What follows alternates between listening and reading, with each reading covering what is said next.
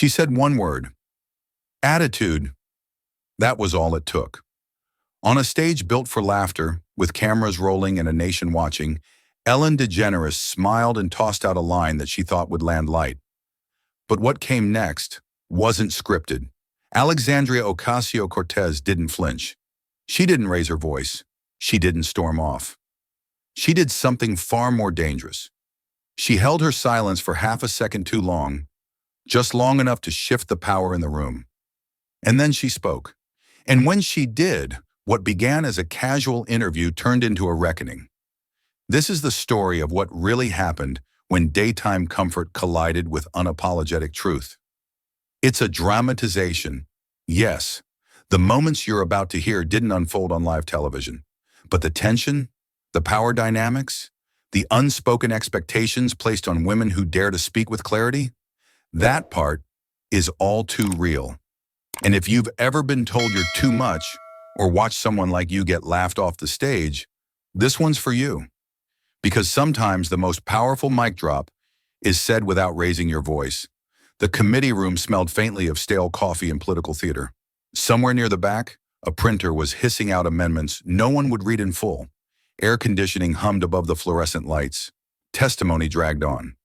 Alexandria Ocasio-Cortez sat forward in her seat, arms resting on a stack of climate research reports, her pen tapping, not nervously, but with calculation. She was mid-sentence, dissecting a clause about oil subsidies with surgical precision when she felt the slight tug at her elbow. Mateo, her aide, leaned in without a word, phone in hand. She didn't look at it right away. "Let me finish this," she murmured, eyes still locked on the subcommittee chair, who was trying, badly, to pivot the discussion toward market flexibility. 2 more sentences, 1 glance. Then her brow twitched. Mateo had flipped the phone toward her. The subject line was short but screamed louder than anything in that room. Appearance request. The Ellen DeGeneres Show. AOC blinked, once, then again. She leaned back, her voice pausing mid-thought, which rarely happened. The room fell into a curious silence, an unusual luxury on Capitol Hill. Daytime TV doesn't usually like complexity, she whispered, eyes still on the glowing screen. Mateo gave a half shrug, whispering just low enough. "They say it's a feature on young voices in politics. Positive tone." She squinted at the ceiling tiles like they might offer a second opinion. The congressman to her left cleared his throat, trying to drag her back into the hearing. But AOC had already traveled, not in distance but in instinct. Something about it didn't sit right. Ellen, inviting her. The woman whose sharp exchanges with senators made headlines, now being asked to sit between choreographed applause and inoffensive punchlines. She slid the phone back to Mateo without a word, but inside wheels were turning. "Ellen," she said aloud softly, like testing the name in her mouth. A few heads turned, puzzled. She ignored them.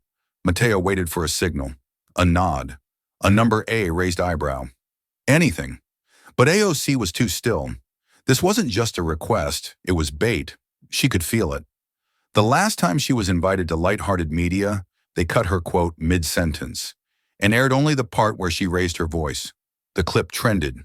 The context drowned. She stood up at the next recess. Mateo followed. In the hallway, away from CSPAN cameras and overhead mics, she finally spoke. "They don't invite me to dance," she said, voice even. "They invite me to be digested." Mateo blinked. "You're saying it's a trap?" "I'm saying it's theater, but the stage is real, and the audience," she paused, "might be ready for something raw." He hesitated, thumb hovering over the reply button. "Should I confirm?" She didn't answer directly. Instead, she looked out the hallway window toward the Capitol dome, its marble glowing faintly in the early sun. "Let's give them what they didn't plan for," she said, then walked off, already back at the office. The email glowed on the screen like an unopened letter from a stranger who somehow knew your middle name. AOC stood by the window, arms crossed, watching the sunlight crawl across the Potomac. Mateo sat on the corner of her desk, scrolling through Ellen's recent episodes, dance montages, celebrity pets, carefully controlled conversations, harmless in appearance. Harmless, unless you paid attention. The team gathered that afternoon. Mateo, Lena from comms, Sean from digital, and a legal counsel who mostly listened. No one spoke first. They didn't have to. Everyone in the room understood the same thing. This wasn't just about an appearance. This was about context, about narrative power. And if there was one thing Alexandria understood deeply, it was how stories are edited, who gets to shape them, and who gets framed inside them. Lena broke the silence. Ellen's show reaches millions. She smiles, she sways, she slides a joke in like a butter knife. That audience isn't MSNBC, it's middle America. Waiting rooms, living rooms. They don't want pushback. They want someone to laugh along. Or cry on cue, Mateo added.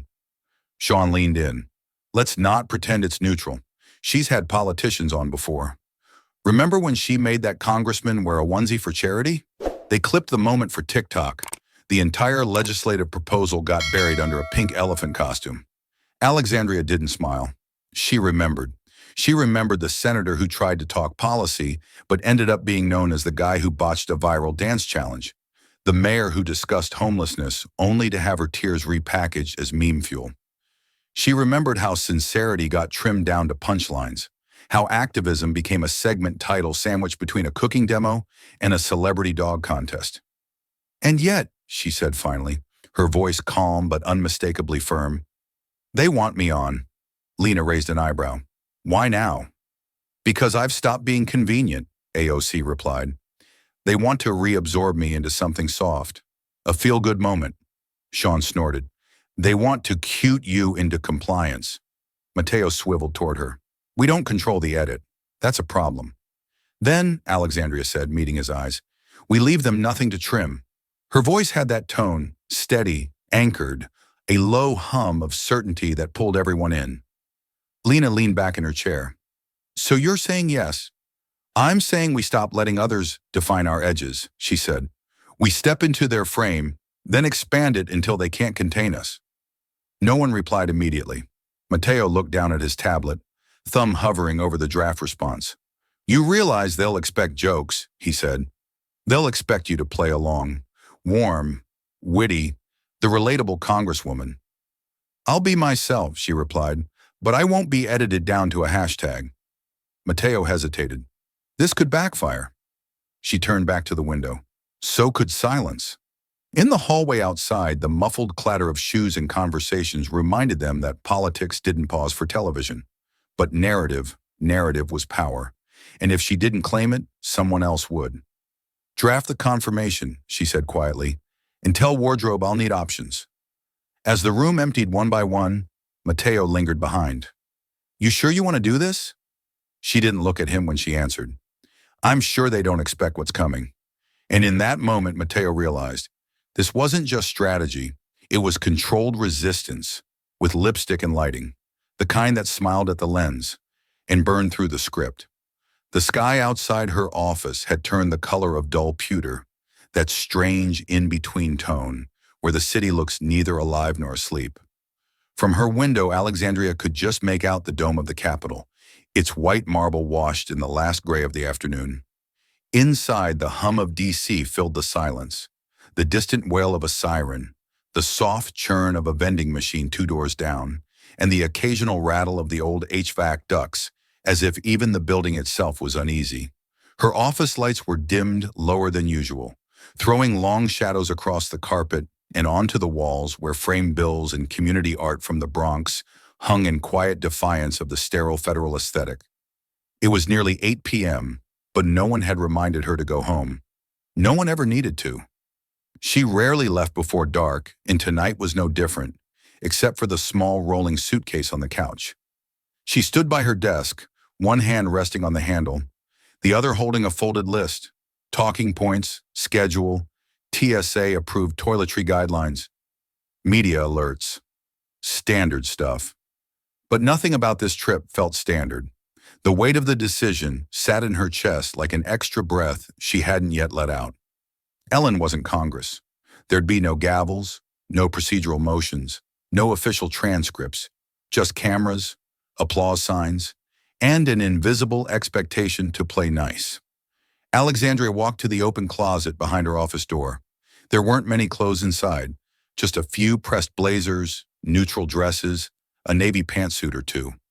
Power dressing by necessity. But tucked behind them was a garment bag she hadn't used since the last keynote event in Atlanta.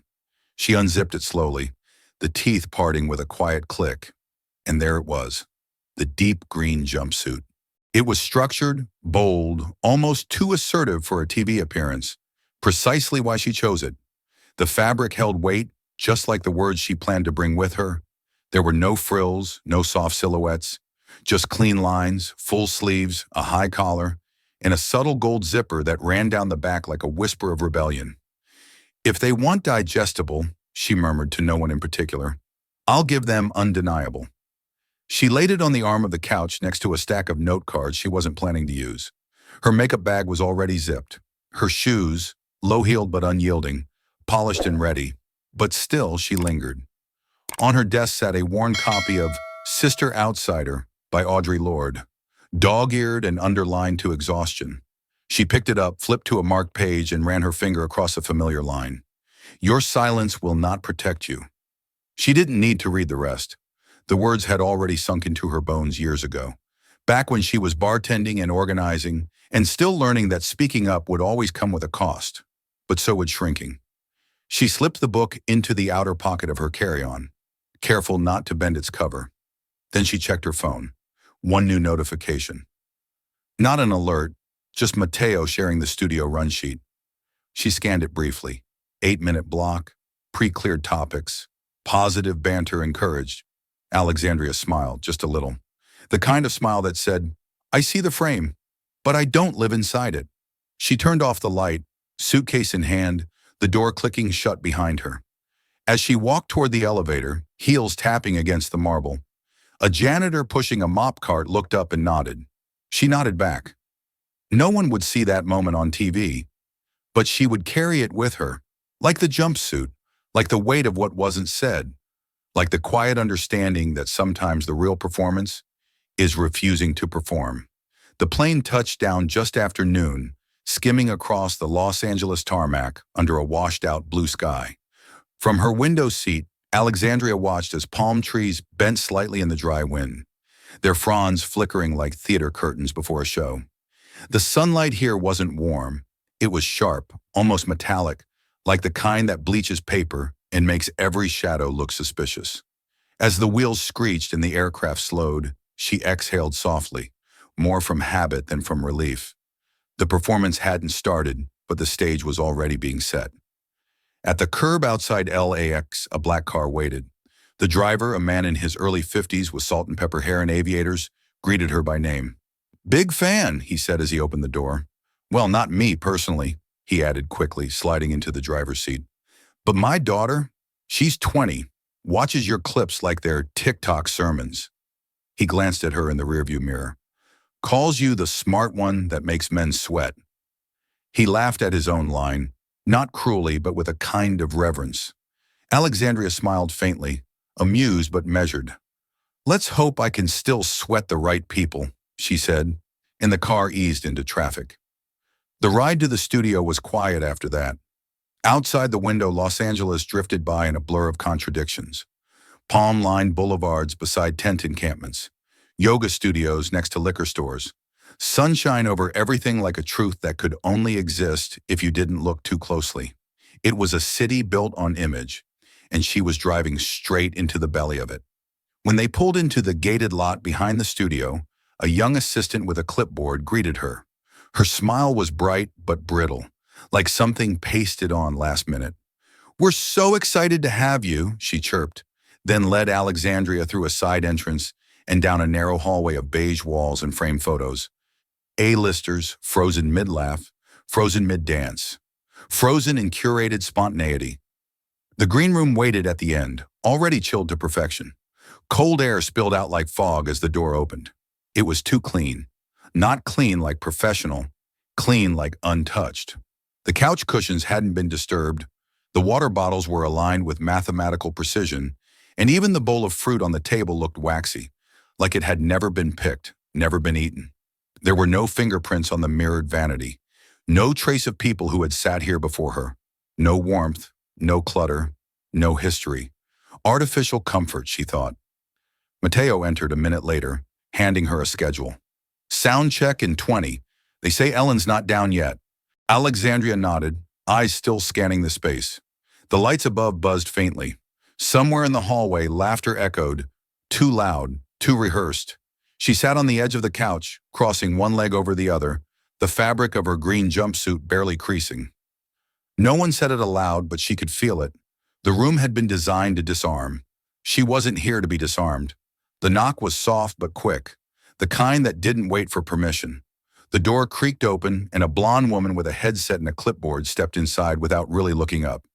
She scanned the room mechanically, then her gaze landed on Alexandria, and stayed there a second too long. Her eyes traveled from the collar of the deep green jumpsuit down to the gold zipper and back up again. There was something half curious, half evaluative in her expression, the way someone might look at a dish they hadn't ordered, but had to serve anyway. Bold, the woman said, as if she were commenting on a wall color. Alexandria didn't blink. Calculated, the producer blinked instead, thrown for a split second, then gave a short laugh that didn't reach her eyes. Oh no, I meant it as a compliment. It's strong. It's intentional, Alexandria replied, her voice even, neither warm nor cold. Like most things I wear when walking into unfamiliar rooms. The woman smiled tightly, nodded, and shuffled her clipboard as though trying to rearrange the moment. Behind her, another assistant, a young man barely in his 20s, slipped into the room and handed the producer a stack of cue cards, which she promptly began flipping through with one hand. Alexandria watched her fingers, watched how quickly they passed over pre-written prompts. She caught glimpses of words in Sharpie, scrawled with the urgency of pre-production. Viral clip, AOC sass, tone. One card simply read, hand gestures?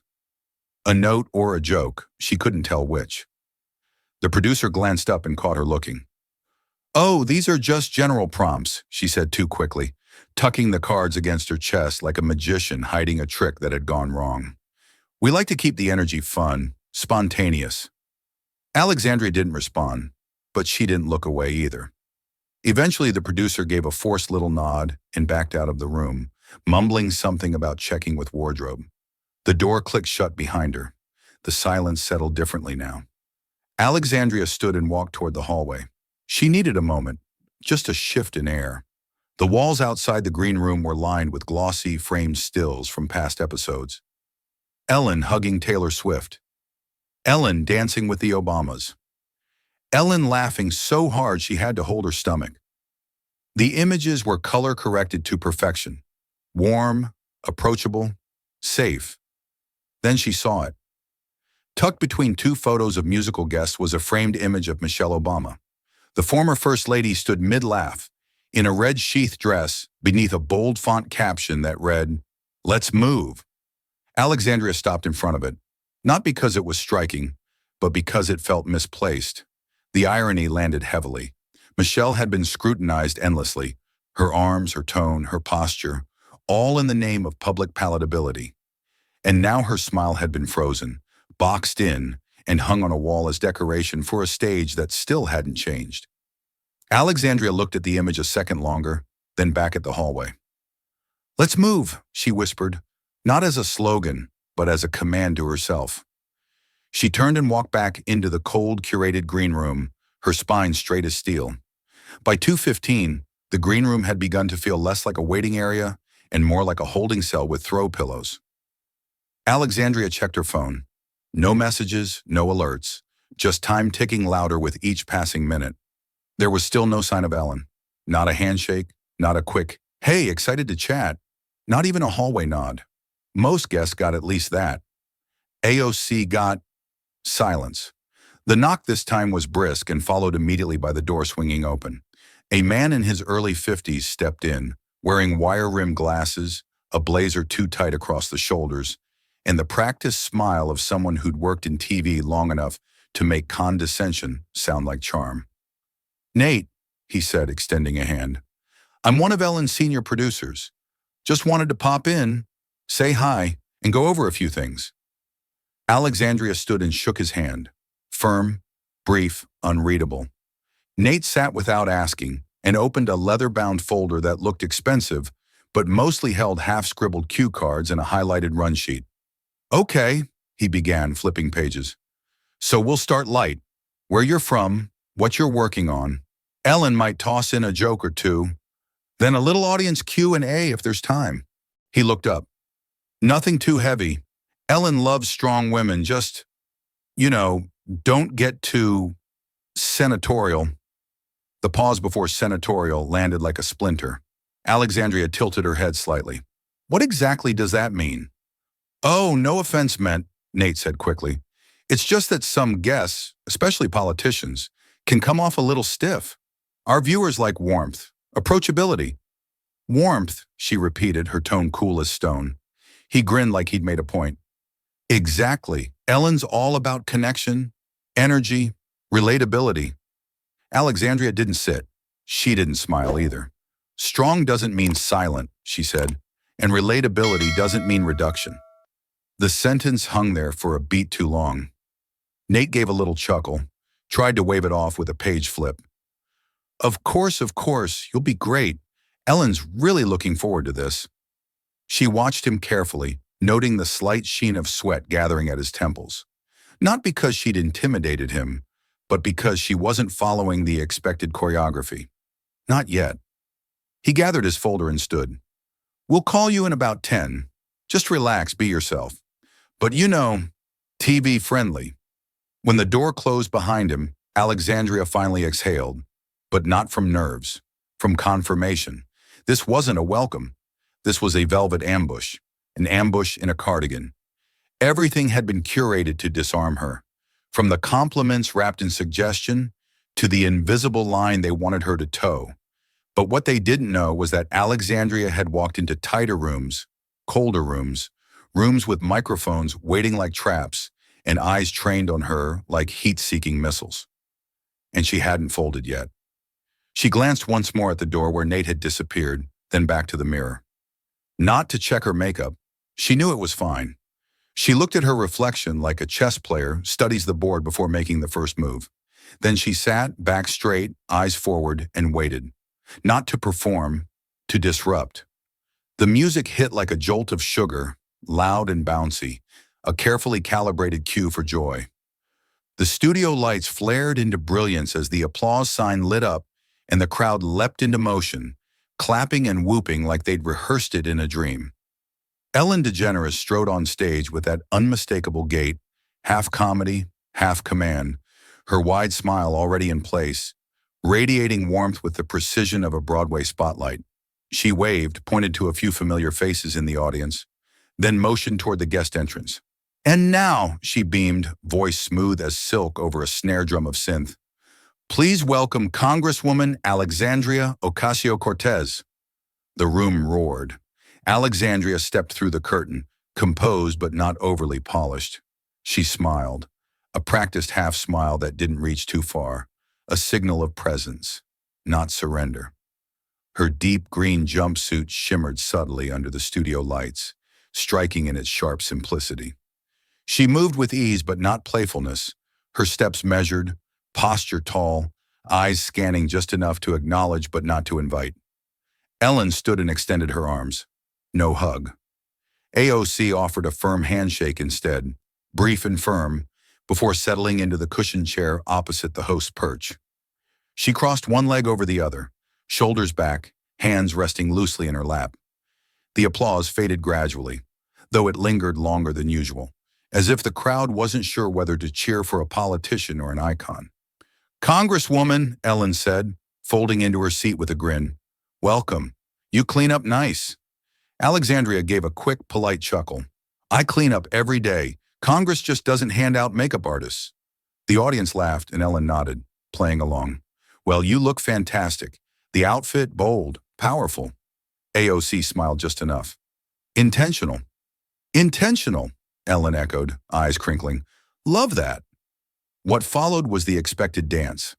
Ellen asked about her upbringing in the Bronx, the big leap from bartending to the halls of Congress. Alexandria kept her answers sharp but light, her tone clipped but not cold. She dodged the landmines with practiced ease, steering clear of policy rabbit holes but never dumbing herself down. When Ellen brought up Texas for no discernible reason, some vague link to voters and barbecue, AOC politely redirected, name-dropping a renewable energy program without veering into statistics. It was a delicate balance. Be informed, but not intimidating. Be warm, but not too personal. Be real, but not too real. So, Ellen said after a beat, leaning back with that signature twinkle in her eye, your online presence, it's like, whoa, you are everywhere. TikTok, Twitter, Insta. You've become this, I don't know, force. My staff calls you a firecracker. There it was, that word, packaged as a compliment, delivered with sparkle and affection, and yet Alexandria knew what it really meant. Firecracker, not leader, not strategist, not legislator. Firecracker, something small, loud, and best enjoyed from a safe distance. She let the comment sit for a second too long, just enough for Ellen to notice. But she didn't challenge it. Not yet. Instead, she offered a cool nod. Well, I think of it less as a presence and more as participation. People deserve to know what we're doing, what's being said on their behalf. Social media's not a performance for me. It's an archive. Ooh, Ellen said, her voice lifting like a wave. That's good. Write that down. More laughter. The audience followed the cue. But underneath the back and forth, the current had shifted. Ellen thought she was warming the room. Alexandria felt it tightening. As the applause rose again for the next question, Alexandria glanced toward the side of the stage. Mateo was standing just off camera, arms folded, unreadable. The cards were still in Ellen's hands. The laugh lines were still forming, but the tension had started to pull like thread against fabric. One wrong tug, and everything might unravel. The smile on Alexandria's face didn't change, but inside she knew. The real questions hadn't started yet, and neither had the reckoning. Ellen shifted in her chair with a practiced ease, crossing one leg over the other as she reached under her seat for a stack of cue cards. Okay, she said with a grin. I have to ask you about this one clip. You know the one I'm talking about. She glanced at the audience conspiratorially, and they chuckled on cue. You were in that committee hearing, and whew, talk about fire. Alexandria didn't respond. She waited. Ellen turned toward her fully now, raising her hands and exaggerating a finger point, her voice lifting to a mock-pitchy tone. You were like, excuse me, Mr. Chairman, let me educate you real quick. The audience broke into laughter. Ellen laughed too, almost proudly, as if she'd nailed the impression. You had that finger going, and the eyes, you know the look. You had that attitude. The word landed like a slap wrapped in velvet. That attitude. There was a beat of silence so short it was almost imperceptible. But the camera caught it, the fractional delay in Alexandria's reaction, the way her smile froze for a breath too long, the micro-twitch at the edge of her jaw. She didn't frown, she didn't stiffen, but something in the air around her changed. It was like the oxygen had shifted density. The audience kept laughing, unaware or unwilling to notice. But Ellen did. Her grin faltered slightly, her eyes scanning Alexandria's face for a reaction. When none came, she filled the silence. I mean that in the best way, she added quickly, but the moment had already broken from her hands like a dropped match catching the edge of a dry curtain. Alexandria inhaled slowly, the kind of breath you take when you know you're not about to shout. But you are about to be heard. She straightened, her back no stiffer than before, her hands still resting gently in her lap. But the temperature in the room had dropped by several degrees, and the cameras, blinking red dots across the stage, were suddenly capturing something unscripted. The laughter faded awkwardly.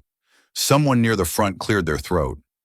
Ellen opened her mouth to pivot, to joke, to soften, but she'd already lost the room, and she didn't even know it yet. Alexandria tilted her head, just slightly, and then she began to speak. There was a silence, not the soft kind that comes before a joke lands, but the charged stillness that follows something dropped but not yet acknowledged. Alexandria didn't rush to fill it. She let the moment breathe, let it stretch until even the stage lights seemed to hesitate. Ellen blinked, glancing briefly toward the producer's booth, but no one could save her now. This wasn't on a cue card. When a man is direct, Alexandria said finally, her voice level, he's confident. When a woman is direct, she's emotional. And when I do it, she paused, letting her eyes scan the audience slowly. Suddenly, it's attitude. The word dropped back into the space like a stone returning to earth. You could feel the weight of it this time. What you laughed at, she continued, not accusatory but clear, wasn't sass. It wasn't a meme. It was what it took to be heard in a room full of people who didn't want to listen until I raised my voice. The audience shifted. One woman in the second row uncrossed her legs. A man near the aisle looked down at his hands. The laughter from a moment ago now hung awkwardly in the air, stale and misplaced. Even the applause sign in the corner remained dark, uncertain. Ellen opened her mouth slightly. Whether to interject or redirect, it wasn't clear, but nothing came out. I know how this works, Alexandria went on. If I smile too much, I'm not serious. If I don't smile, I'm angry. If I raise my hand, I'm too much. If I lower my voice, I'm not enough. So I've stopped playing that game. She hadn't raised her tone. She hadn't stood up. But the shift in the room was unmistakable. The center of gravity had moved. The control Ellen usually held, subtly, invisibly, was gone. The audience wasn't with her anymore. They were watching Alexandria now, not for entertainment, but with a different kind of attention, the kind that listens. Attitude, she repeated softly, almost to herself. That's the word you chose. This time, Ellen looked genuinely uncertain. For the first time in a long time, perhaps ever on that stage, the guest wasn't playing along. And no one, especially Ellen, was ready for what that meant. Ellen shifted in her chair, that trademark smile still clinging to her face like a lifeline. Her laugh this time was thinner, more air than sound. Hey, hey, she said quickly, throwing up her hands in mock surrender. I love strong women. I married one. It was meant to break the tension, to reroute the moment back to safer ground, the kind with applause and chuckles and everything nicely wrapped in lightness. But the air didn't soften. It stayed heavy, still like a room waiting for the truth to finish walking in. Alexandria didn't look away. Her expression remained composed, her posture unmoved. But her voice cut like still water under glass. Loving strength isn't licensed to reduce it to a meme. The sentence dropped into the space between them, like a shard of ice, clean and precise. There was no malice in it, only clarity, and that made it hit harder. Ellen blinked once. She opened her mouth again, but didn't speak. For the first time, the studio felt smaller, the laughter dimmer. The audience, unsure how to react, sat in that excruciating middle space between applause and discomfort, where hands hover and throats tighten. A man near the back gave a short, awkward laugh that no one joined. Someone else coughed.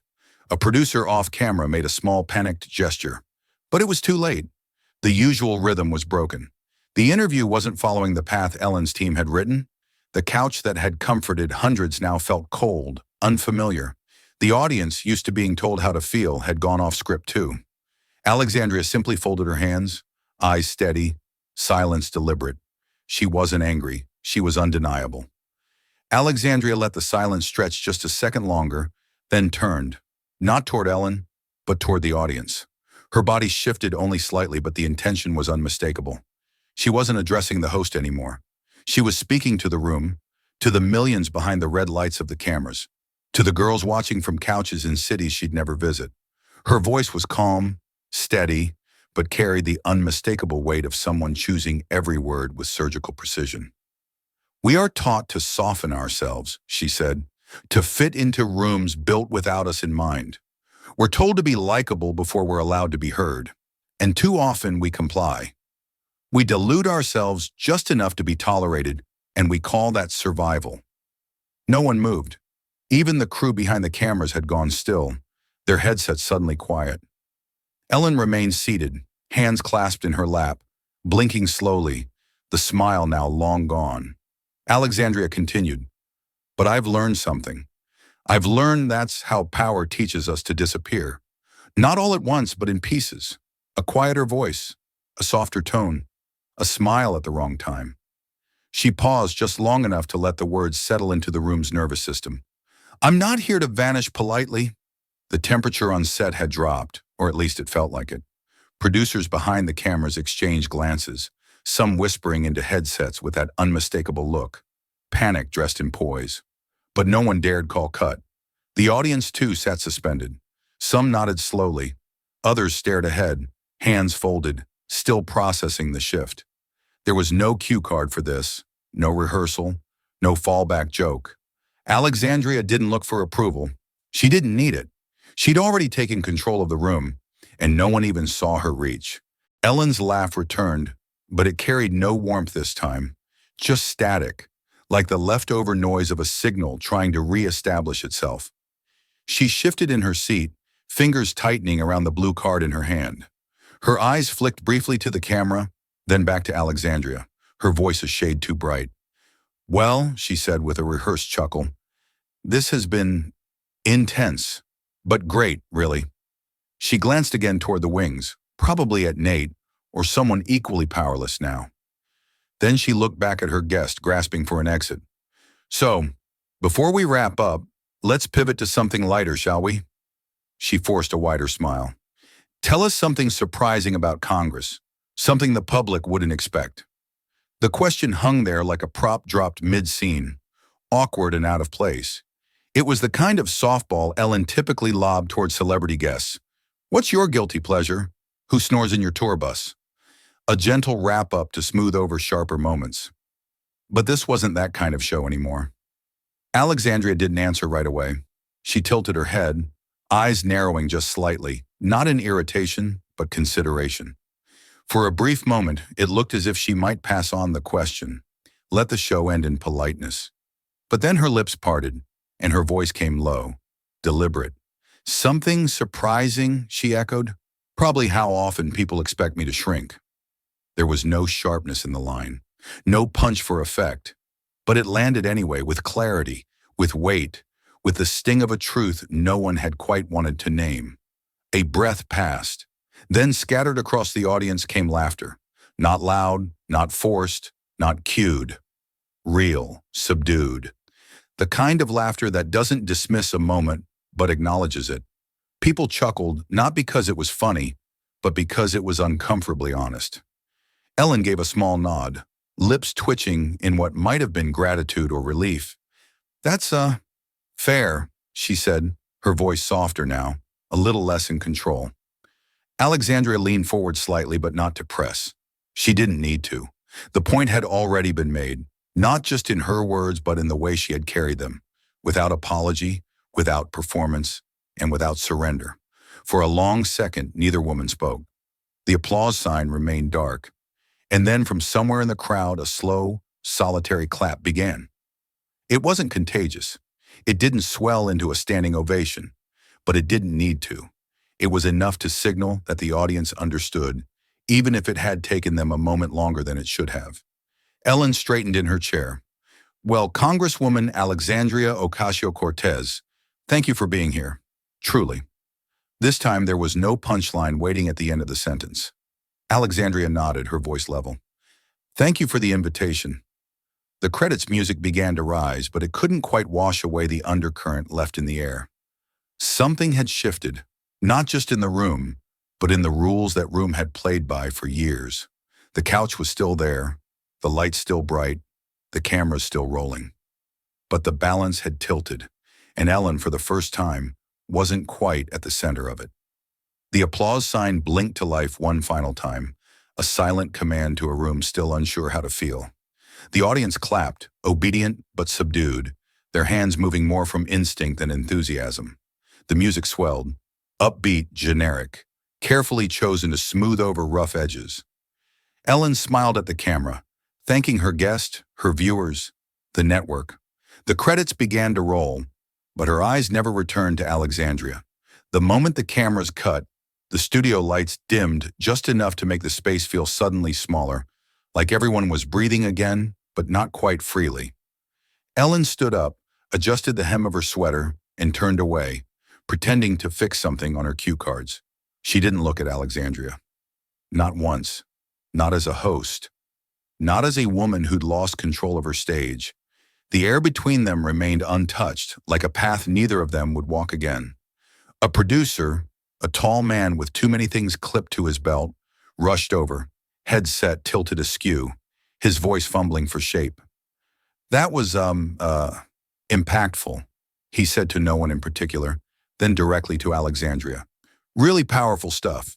Definitely, resonant. She didn't answer. She reached for the bottle of water someone had left on the side table, unscrewed the cap slowly, and took a long sip. Her expression didn't change. It wasn't cold, it wasn't smug, it was quiet, fully intentionally quiet. Mateo appeared at her side holding her coat, phone already buzzing with what she didn't need to check yet. She took the coat without a word, slipped it on with practiced ease, and glanced once at the blinking monitors backstage, still catching the final moments of the broadcast delay. Her image stared back at her, calm and composed on the playback screen, as if the room hadn't just bent around her like heat. No one stopped her as she moved toward the exit. No one asked for a follow-up interview or a backstage photo. One assistant tried to offer her a granola bar, but thought better of it and withdrew their hand before she noticed. Ellen remained seated in her chair, surrounded by a low wall of producers whispering like nervous birds, their voices never rising above the din of post-show chaos. As Alexandria stepped into the hallway, the lights there felt warmer, or maybe just more honest. Her heels struck the polished floor with a steady rhythm, measured, firm, echoing faintly down the corridor like a clock counting back from something that had already ended.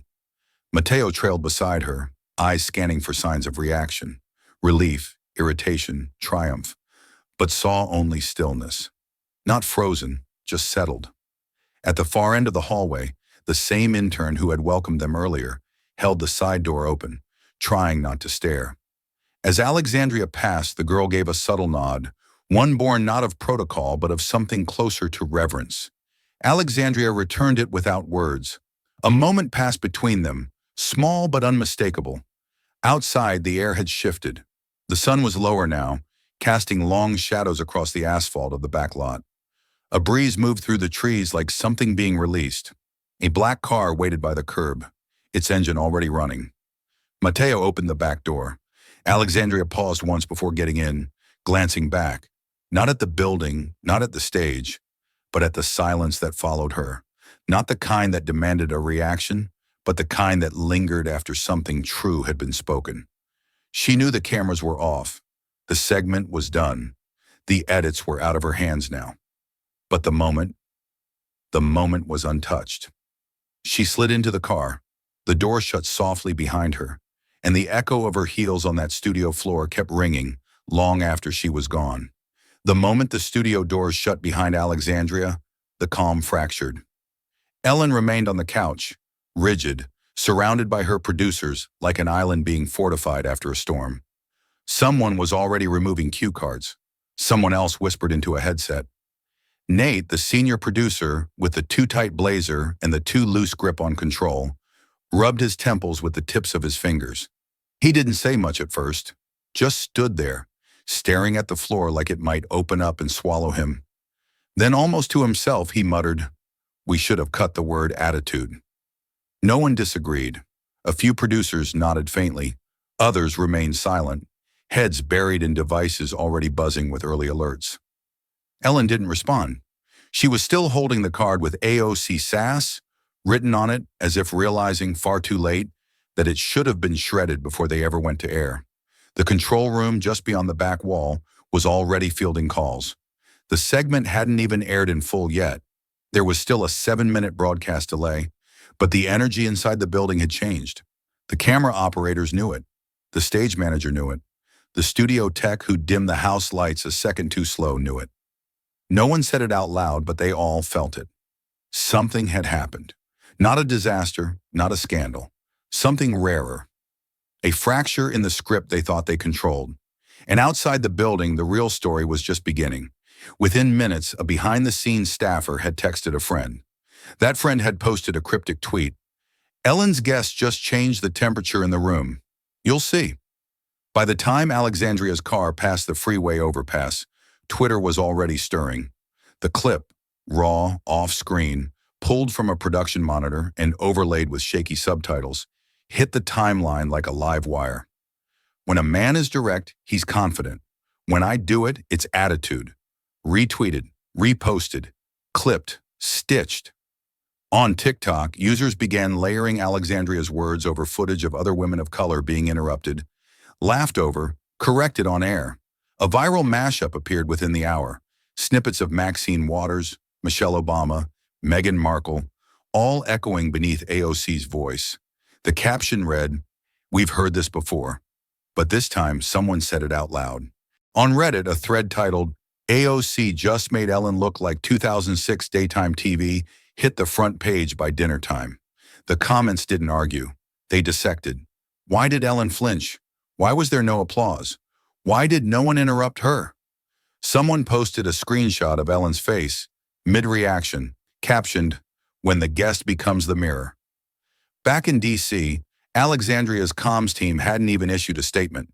Mateo watched the numbers climb, mentions per minute, quote, tweets per second, the familiar rush of digital wildfire. But this wasn't just buzz. This wasn't a soundbite gone viral. This was narrative shift, a cultural moment, not crafted, claimed. At Ellen's studio, phones rang from talent agents and brand liaisons. Some wanted to know what had gone wrong. Others wanted to know if they could get Alexandria next. The show's PR team drafted 3 versions of a response tweet. None were sent. In one dark hallway near the dressing rooms, Ellen leaned against the wall, arms folded, still not speaking. Nate stood beside her, the glow of his phone lighting his face. "She didn't even raise her voice," he whispered. "She didn't need to." Ellen exhaled slowly. "We tried to keep it light. And it kept us small," he said. No one said much after that. Meanwhile, the internet roared. Not with outrage, not with gossip, but with clarity. Something unsaid had been said, and this time, no edit could soften it. The next morning, the Capitol skyline looked unchanged, steel gray light stretching over marble and scaffolding. But the atmosphere inside Alexandria's office felt sharper. Not loud, not rushed, just charged, like the pause before a hearing gavel drops. Staff moved with quiet precision. The phones rang, but no one was scrambling to answer. Outside the glass walls of her workspace, reporters were already gathering in the hallway, their badges swinging like pendulums, waiting for a quote that wouldn't come. Alexandria sat at her desk, a mug of lukewarm coffee untouched beside her laptop.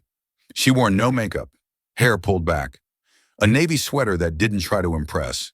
The green jumpsuit was folded neatly in her suitcase, like armor hung up after battle. She wasn't hiding. She just wasn't performing. Mateo stepped into the office without knocking, holding his tablet like a tray of evidence. "You're trending in 27 countries," he said. "Top 3 globally."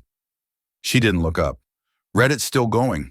The TikTok edits are multiplying. Instagram's flooded with, quote, graphics.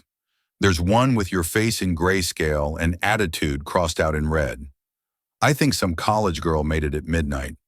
It's got like 400,000 likes. Still no reaction. Not the kind you could see anyway. "They want you on Good Morning America." Trevor Noah's team reached out. Even the BBC, he paused, shifting weight between his feet. "The View says they'll reconfigure the panel to make room. You could shape this moment, own it." Alexandria finally turned toward him, blinking slowly, like waking from a deeper thought. "I already did," she said. Mateo hesitated, then held out his phone. Lena drafted a tweet, something clean, thanking supporters, clarifying the message. Alexandria read it, then handed the phone back. Too safe.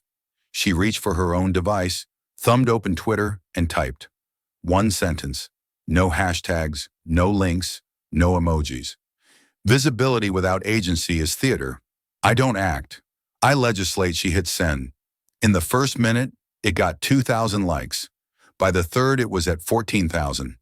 Within an hour, it passed 300,000 retweets and was quoted by everyone from activists to academic deans to late-night hosts who usually never touch politics unless it involves celebrity marriage drama. Mateo watched the numbers multiply like wildfire. "That's it?" he asked. Alexandria nodded. "Let it breathe." There would be no press tour, no victory lap, no Instagram live explaining her side. She wasn't interested in feeding the algorithm. She was interested in what it revealed. By noon, the tweet was on national news tickers. Pundits debated its tone, some calling it cold, others calling it necessary. A retired anchor on CNN said, "She did what we always ask for. She told the truth without raising her voice, and we didn't know where to put it." Meanwhile, Ellen had released a statement, bland, corporate, carefully worded. "I celebrate strong voices. I continue to learn. Yesterday's conversation reminded me of the power of listening. It was signed with love, but it rang hollow next to the clarity of what had actually happened." Alexandria didn't respond to that either. Instead, she pulled a legal pad from her drawer and started sketching notes for an upcoming housing bill. Her pen moved slowly but deliberately, circling terms, underlining phrases, scribbling margins full of ideas that had nothing to do with television, nothing to do with virality. Mateo watched her for a moment longer, then exhaled. "You know you changed the weather, right?" Alexandria looked up briefly. "Weather's temporary." He smiled faintly. "And climate?" She didn't answer. She just kept writing. Outside, the press kept waiting, but the story, as far as she was concerned, had already been told, and this time it had spoken for itself. The folding chairs creaked with every shift of weight. A low hum from the radiator in the corner filled the silences between questions. The rec center gym in Queens had seen better days. Its linoleum floor was scuffed and dull, basketball hoops chained up and unused. But the people inside brought it to life. No cameras, no press, no branding. Just a few rows of neighbors, teachers, and students seated beneath fluorescent lights that buzzed like a half-tuned radio. Alexandria stood in front of a small podium with no microphone, her coat draped over a chair behind her, sleeves of her sweater pushed to the elbows. The audience wasn't large, but they were listening the way most audiences don't, intently, without checking their phones, without waiting to be told how to feel. She had just finished answering a question about rent stabilization when a rustle came from the far back corner. A girl, maybe 16, slowly rose from her seat. She was tall and slim, with deep brown skin and box braids pulled into a neat bun. She held a notebook clutched to her chest like a shield. Her voice, when it came, was soft. So soft that for a moment, Alexandria leaned in slightly, just to catch the words. "My name is Janelle," she said. "I'm a junior at PS 149. Then after a pause, "My teacher says I'm too intense." A small murmur moved through the crowd. Sympathy, recognition, a shared ache. "She says I talk too much in class, that I interrupt, that my tone makes people uncomfortable." Janelle glanced down, her grip on the notebook tightening. "But when I saw you on TV," her voice cracked and she closed her eyes, willing it steady. "I knew I didn't have to be less." No one clapped. No one said, "Aw." The room simply held her words like a breath no one wanted to break. Alexandria didn't speak right away. She stepped down from the podium and crossed the short distance to the girl, her steps unhurried, deliberate. She stood before her, close but not towering, and spoke just loud enough for the room to hear. "You're not too intense," she said gently. "You're not too much. You're exactly enough." Janelle blinked rapidly, trying not to cry. "They will always ask you to shrink," Alexandria continued, "because your power unsettles rooms that were never built to hold it. But don't ever confuse their discomfort with your value." This time, the silence that followed wasn't awkward. It was sacred. The kind of stillness that holds space for a shift, a change, a recognition. Janelle nodded, a single, sharp movement. Then she sat back down, slowly, her hands trembling, but her chin higher than before. Alexandria returned to the front, but she didn't resume the Q&A right away. She looked out over the room, at the young girl near the door who hadn't spoken, the elderly couple scribbling notes, the teacher in the second row biting her lip. She didn't need a microphone to be heard here. The gym had gone still again, like a second silence folding itself over the first. But this one was different. Where Janelle's words had cracked something raw open, what followed now felt like reverence, a communal hush that didn't demand sound to be full. Alexandria remained where she stood, her shoulders slightly relaxed, eyes steady, still absorbing the weight of what had just happened. From the very last row, a chair creaked slowly. An elderly man rose, hands leaning heavily on a cane, smoothed by time and memory. His posture was slightly stooped, but there was nothing weak about him. His suit was modest but carefully pressed. The kind of attention to detail that marked a man who had never expected the world to make room for him, and so had done it himself, one careful inch at a time. He didn't rush. He walked forward with quiet gravity, each step falling into place like punctuation in a sentence too important to rush. No one spoke. Heads turned to follow his slow progress down the aisle. Eyes widened, not with surprise, but a quiet respect they didn't even need to explain to one another. When he reached the front, he didn't face the crowd. He looked only at her. Alexandria nodded softly but said nothing. The man rested both hands atop the knob of his cane and took a moment to breathe. Not from fatigue, but as though gathering the right words from somewhere deeper than habit. Then in a voice low and smooth with age, he said, "You didn't raise your voice." There was a pause, long enough for the sentence to stand on its own. Then he added, "But you raised ours." The words seemed to hang in the gym like light catching dust, delicate and radiant. And just like that, the old man, who hadn't needed a title, hadn't announced his name, shifted the center of gravity in the room. Alexandria's face softened. Her lips parted slightly, not to speak, but to let in the moment. He went on. "I've been a pastor in this borough since before they built that expressway that cut up our neighborhood. I've seen what happens when young women speak up, how quickly the world reaches for smaller boxes to fit them in. I've seen fire called attitude, wisdom called sass, and truth called trouble." He looked away for a moment, eyes glancing toward the window, as if he were scanning years instead of streetlights. "But last night," he continued, "I saw a different kind of testimony." His voice grew steadier, even as it stayed low. "You stood still. They tried to shrink you with a smile, but you didn't lean back. You didn't give them the show they'd written for you. You gave them truth, and you did it like a preacher, without theatrics, without apology, and with eyes that said, 'I know exactly where I come from.'" A small exhale ran through the room. No one clapped, not yet. The moment didn't ask for performance, it asked for presence. He turned just slightly now so that the room could hear the last part. We needed that. More than a clip, more than a headline. We needed someone who could take the hit and not blink. He looked at her once more and added, "So if no one said it yet, thank you for standing still when so many are told to sit down." Alexandria didn't smile, but something about her seemed brighter. Not flashier, just more anchored, like her bones had heard those words and remembered why they carried the weight they did.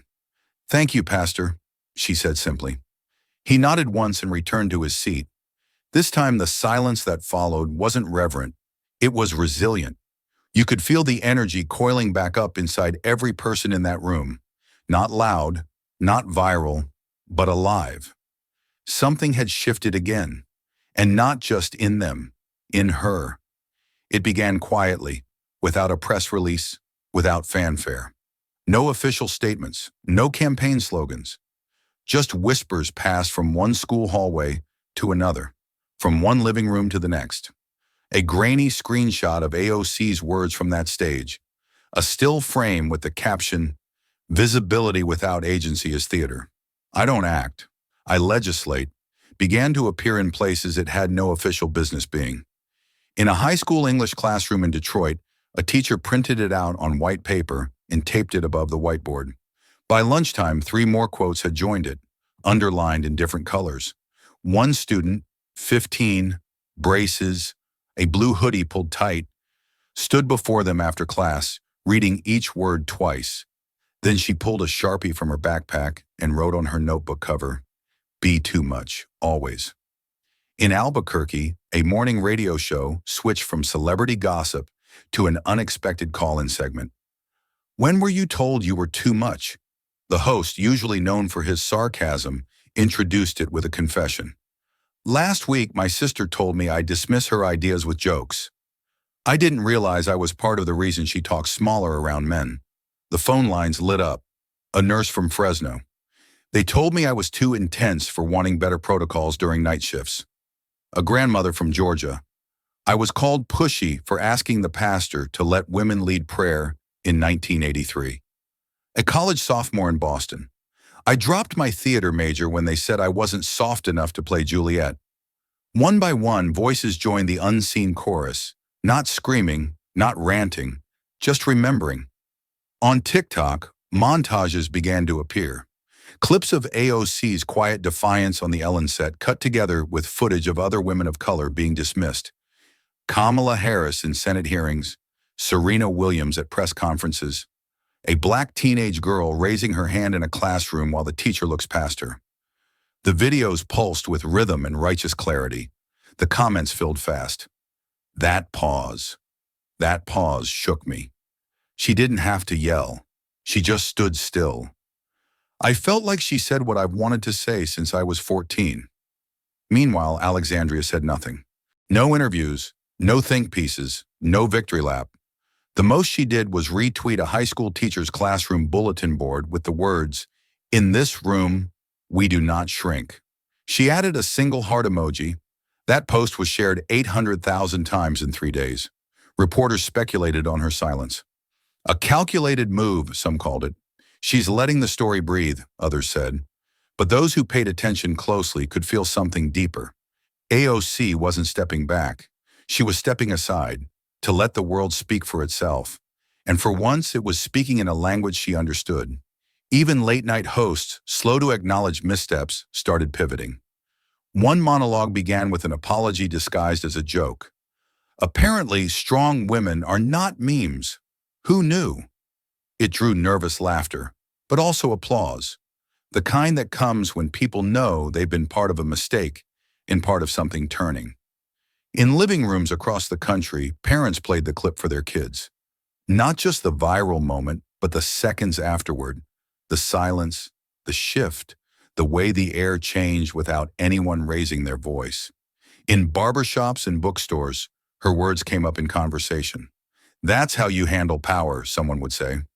And heads would nod, not with hype, but with something like respect. In Queens, Mateo showed her the latest numbers on a tablet, trending in 17 countries. A school in Manila had named their debate team after her. A mural in Johannesburg had just been completed, featuring her quote in 3 languages. Alexandria glanced at it, then set the tablet down. "Let it breathe," she said again. And so it did. Across neighborhoods, borders, and classrooms, the moment kept expanding, not as a brand, not as a headline, but as a shared truth. For once, the world didn't ask her to repeat herself.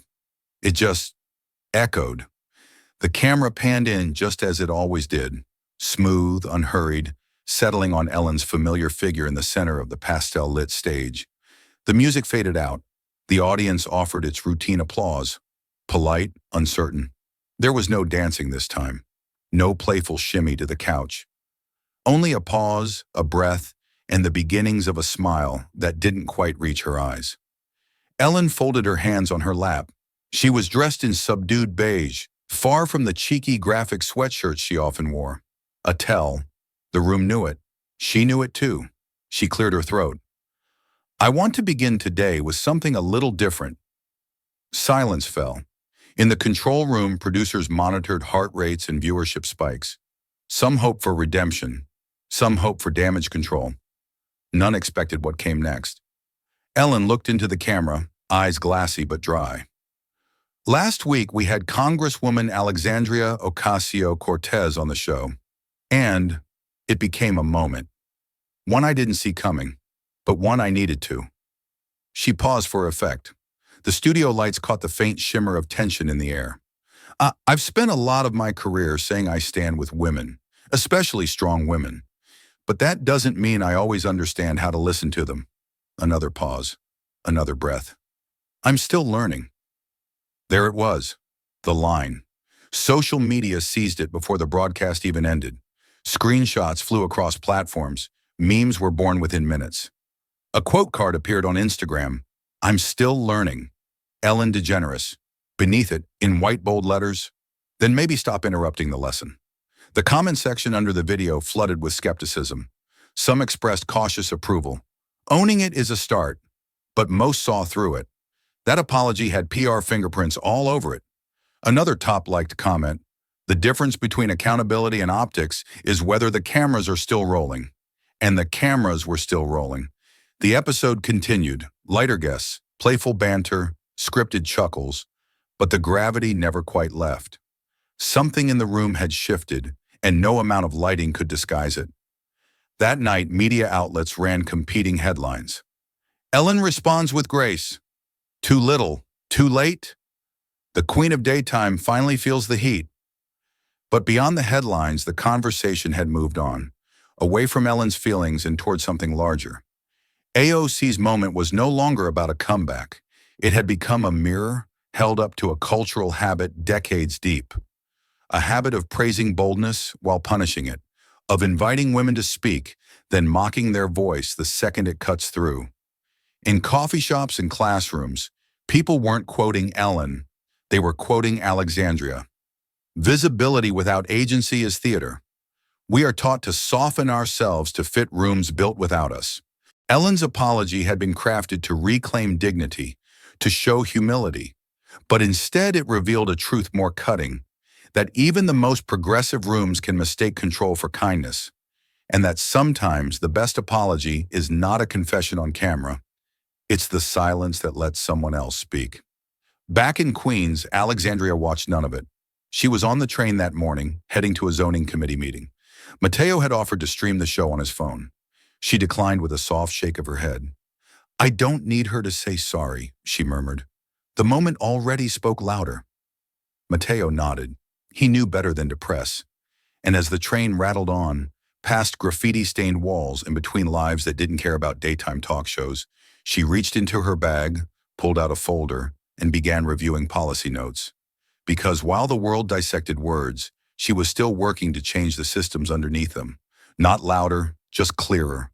And that clarity had already outlived the spotlight. The office wasn't grand. It never had been.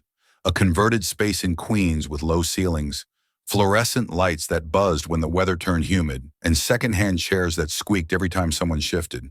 But it had something DC never quite could offer her: quiet constancy.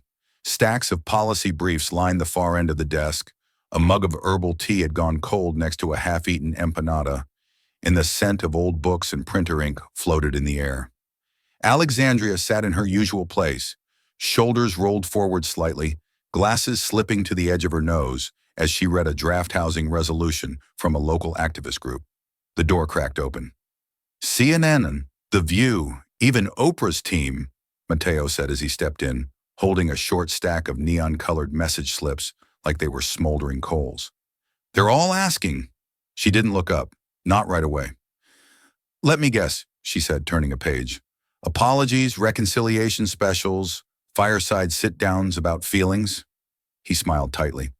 And a branded podcast idea called Unfiltered with AOC. Their pitch, lean into the moment. Alexandria finally set the draft down and turned to him. They want a redemption arc. He nodded. She leaned back, voice even. But mine already aired. Mateo exhaled through his nose. Thought you'd say that. She stood and walked toward the pinboard beside her window. It was cluttered, chaotic even. Postcards from districts, notes in pencil from constituents, an old photo of her abuela at the market. But one piece of paper sat centered, unfaded, and flat despite the thumbtack through its top edge. It was a letter, handwritten on thick stationery, in precise cursive. Thank you for not smiling to make them comfortable. That had arrived 3 days after the broadcast. No name, no return address. Just a note that said more in 10 words than the entire daytime media cycle had in a week. She read it again, even though she'd memorized it. You know, she said softly, when I first started doing press, they used to say I should smile more, that my face looked too pointed when I was thinking. Mateo raised an eyebrow. Pointed? That was the word they used, as if focus was somehow combative. She turned back toward her desk, gathering a few documents, slipping them into a canvas bag. But we're not playing their game this time. No reruns, no teary edits. Mateo hesitated. They're going to spin that as arrogance. Let them, she replied. Dignity always looks like defiance to people who expect deference. He watched her, the way her hands moved with purpose, but no rush. So, no interviews, no follow-up post? She shook her head. The story already has a life of its own. I'm not here to babysit its reception. A moment passed between them, quiet, unhurried. Mateo didn't press. He never did when she sounded like that. Rooted, immovable, almost serene. As she pulled on her blazer and adjusted the strap on her bag, she paused at the door. "I didn't go there to start a war," she said. "But I also didn't go to get wrapped in a bow." He smiled gently now. "That clip will be played for decades." She didn't smile back, but her eyes softened. "Only if we make it mean something." And with that, she walked out, down the familiar hallway, past framed news articles and dry erase boards marked with community deadlines. She didn't look back. Outside, the Queen's Wine whipped a flyer off a nearby pole. She caught it midair without breaking stride and tucked it into the outer pocket of her bag. Mateo stood by the window and watched her disappear around the corner. The world could keep asking questions. Alexandria had already answered them, without raising her voice, and for the first time, that was enough. The sun in the Bronx didn't ask for permission. It simply poured. It spilled across chain-link fences, over uneven pavement, and into the plots of the tiny community garden nestled between two crumbling apartment buildings. It lit up the marigolds in the front row, warmed the soil around the kale and collard greens, and turned the rusted spigot near the hose into something quietly radiant. Alexandria stood beneath the shadow of a mulberry tree, her arms crossed loosely, sunglasses tucked into her collar. A soft breeze stirred the hem of her blazer. The smell of fresh earth, tomato vines, and sun-warmed plastic containers swirled together in the air. Gritty, real, unfiltered. Nothing curated here. A dozen kids ran through the maze of garden beds, laughing, chasing one another around a stack of old milk crates that had been turned into a makeshift compost bin. One girl, maybe 8, maybe 10, wore a worn Superwoman t-shirt with a hole in the hem and shoelaces untied, her face streaked with dirt, but glowing with joy. She paused, noticed Alexandria standing under the tree, and offered a small wave before darting away again.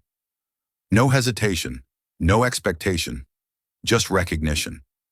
Mateo stood nearby, phone in hand, thumbing through another wave of interview requests. He didn't speak. He knew better now. This wasn't a day for schedules. This wasn't about optics. Alexandria breathed in deeply, then deeper. Not like in a photo op, like someone finally let go of a rope they didn't know they'd been gripping. Not far from where she stood, an older woman knelt beside a squash plant, humming softly, her back curved in a permanent crescent from years of labor.